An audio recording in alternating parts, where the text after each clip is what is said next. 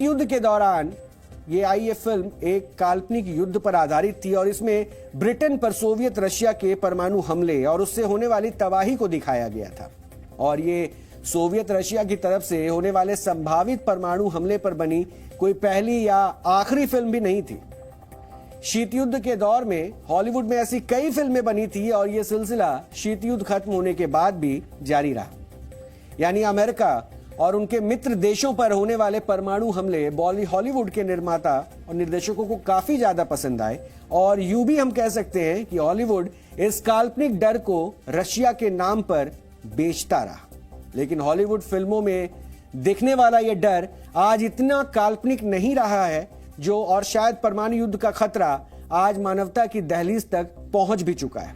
और ऐसा हम इसलिए भी कह रहे हैं क्योंकि वर्ष 1945 में हिरोशिमा और नागासाकी पर हुए परमाणु हमलों के बाद आज दुनिया एक बार फिर से उसी डर को महसूस कर रही है। और इस डर की वजह रशिया के राष्ट्रपति व्लादिमीर पुतिन का एक बयान है।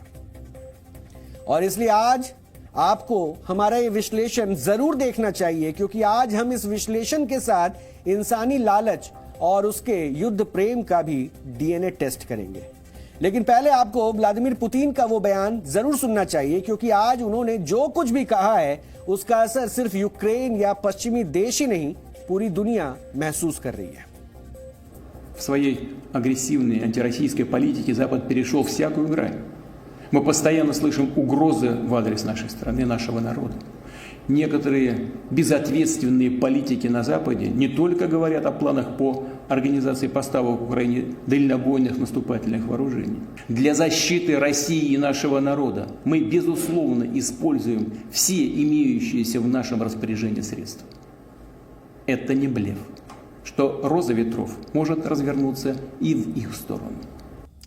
यानी पुतिन अपने इस बयान में पश्चिमी देशों को स्पष्ट लहजे में चेतावनी दे रहे हैं कि अगर पश्चिमी देश यूक्रेन के मुद्दे पर उन्हें उकसाते रहे और उन्हें परमाणु हथियारों की धौंस दिखाते रहे तो वो भी पीछे नहीं हटेंगे और उनके पास भी वो संसाधन है, उसका इस्तेमाल कर वो मुंहतोड़ जवाब देंगे। पुतिन ने यह भी कहा है कि वो कोई ब्लफ नहीं खेल रहे हैं, यानी वो सिर्फ डराने के लिए हवाई धमकी नहीं दे रहे हैं, वो इसे लेकर सीरियस है।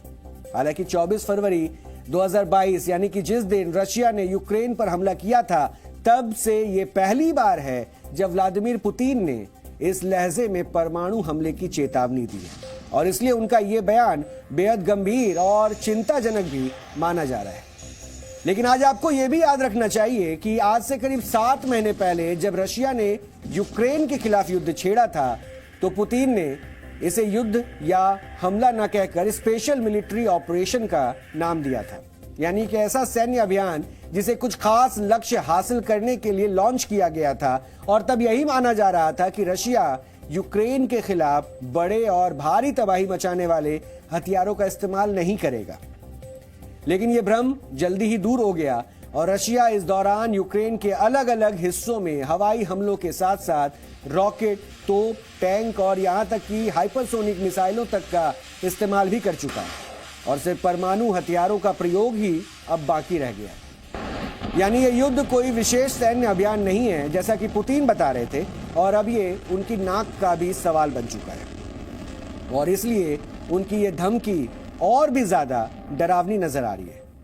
लेकिन आज आपको व्लादिमीर पुतिन की इस धमकी का बैकग्राउंड भी जरूर जान लेना चाहिए। दरअसल पुतिन ने रशिया की मिलिट्री पावर को बढ़ाने के साथ ही यूक्रेन के डोनबास इलाके पर अपना कब्जा जमाने की तैयारी भी तेज कर दी है। और वो डोनबास में आने वाले डोनेत्स्क और लुहान्स्क के अलावा खेरसोन और जेपोरिजिया को भी अपना हिस्सा बनाने की कोशिश कर रहे हैं। और इसके लिए अब उन इलाकों में जनमत संग्रह कराए जाने की तैयारी। और ये वो इलाके हैं जहां अभी रशिया या फिर रशिया के समर्थन वाले अलगाववादियों का कब्जा है। इन इलाकों में रशियन बोलने वाले लोगों की काफी ज्यादा संख्या है और इसलिए यह भी माना जा रहा है कि ज्यादातर लोग रशिया में शामिल होने के लिए वोटिंग कर सकते हैं।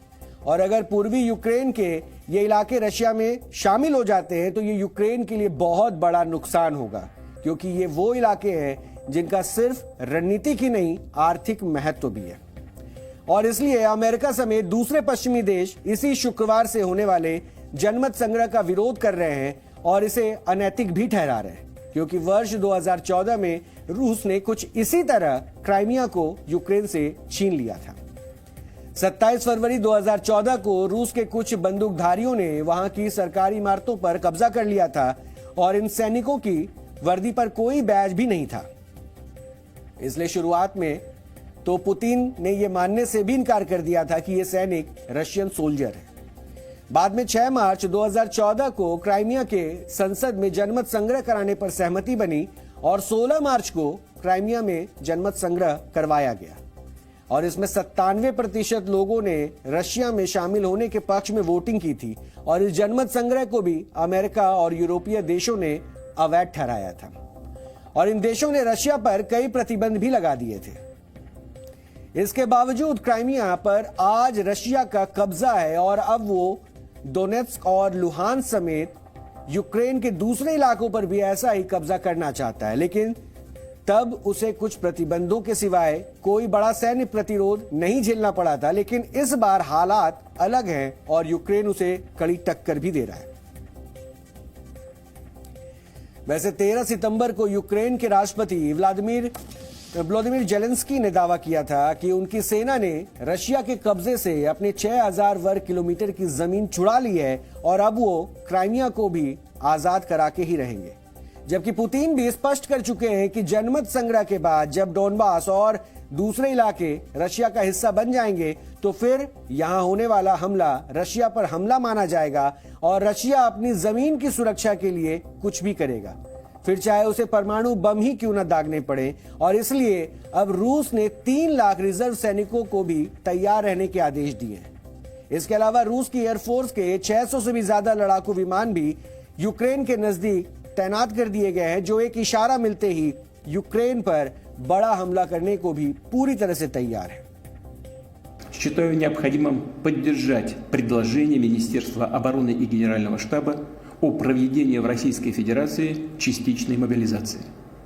Повторю, речь идет именно о частичной мобилизации. То есть призыву на военную службу будут подлежать только граждане, которые в настоящий момент состоят в запасе. И прежде всего те, кто проходил службу в рядах вооруженных сил. यानी समझौते की कोई गुंजाइश नजर नहीं आ रही और इसलिए आपको इस जंग में पश्चिमी देशों की भूमिका को भी समझ लेना चाहिए।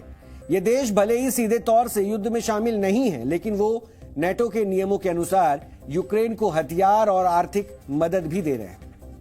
अमेरिका यूक्रेन को HIMARS यानी कि high mobility artillery rocket system भी दे चुका है और लंबी दूरी तक हमला करने वाले इस हथियार से रूस को भारी नुकसान पहुंचाया गया है। इसी तरह कई दूसरे देशों ने भी यूक्रेन को एंटी टैंक और एंटी एयरक्राफ्ट मिसाइलें भी मुहैया करवाई है।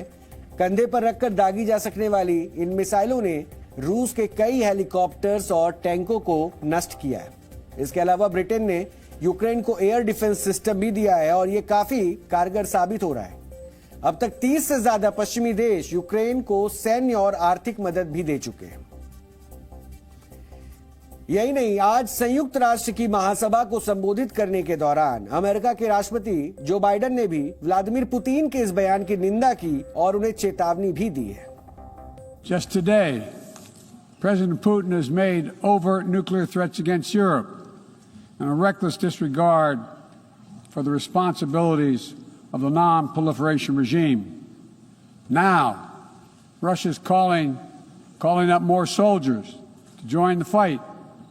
And the Kremlin is organizing a sham referenda to try to annex parts of Ukraine, an extremely significant violation of the UN Charter. तो आप आज भले ही परमाणु हमले की इस धमकी को सामान्य समझ रहे हो, लेकिन आज आपको इस धमकी के मायने भी समझ लेने चाहिए, क्योंकि 77 वर्ष पहले 6 अगस्त 1945 को अमेरिका के एक विमान ने जापान के हिरोशिमा पर एटम बम गिराया था और यह दुनिया का पहला परमाणु हमला था। लिटिल बॉय नाम के इस परमाणु बम के फटते ही हजारों लोग भाप बनकर उड़ गए थे और यह पूरा शहर तबाह हो गया था। कुछ सेकंड्स के भीतर ही एक जीता जागता शहर शमशान में तब्दील हो गया था और हिरोशिमा का वजूद मिट चुका था। इस एक बम ने वहां के 1,40,000 लोगों की जान ले ली थी और अमेरिका यही नहीं रुका था, 3 दिन बाद उसने जापान के एक दूसरे शहर नागासाकी पर भी बम गिराया था और वहां भी 40,000 लोगों की जान चली गई थी। इन दोनों बमों ने जापान को घुटनों पर ला दिया था। उसने अमेरिका के सामने हथियार डाल दिए थे और इसी के साथ दूसरा विश्व युद्ध भी खत्म हो गया था। मित्र देशों ने ये महायुद्ध भले ही जीत लिया था, लेकिन हिरोशिमा और नागासाकी में इंसानियत हार गई थी और इन बमों ने दिखा दिया था कि वो क्या कर सकते हैं और इनसे निकलने वाला रेडिएशन जंग के बाद भी हजारों जापानियों की जान लेता रहा, उनके जिस्म को जलाता रहा।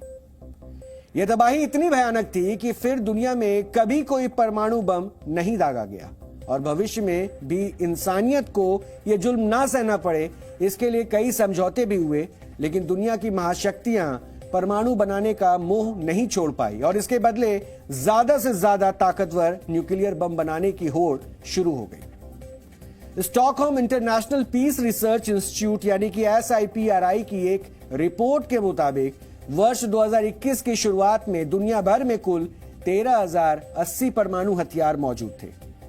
इसमें सबसे ज्यादा 6,255 परमाणु बम अकेले रशिया के पास मौजूद हैं, वहीं अमेरिका के पास 5,550 परमाणु बम है, चीन के पास 350, फ्रांस के पास 290, ब्रिटेन के पास 225, पाकिस्तान के पास 165 और भारत के परमाणु जखीरे में 156 न्यूक्लियर हथियार शामिल है।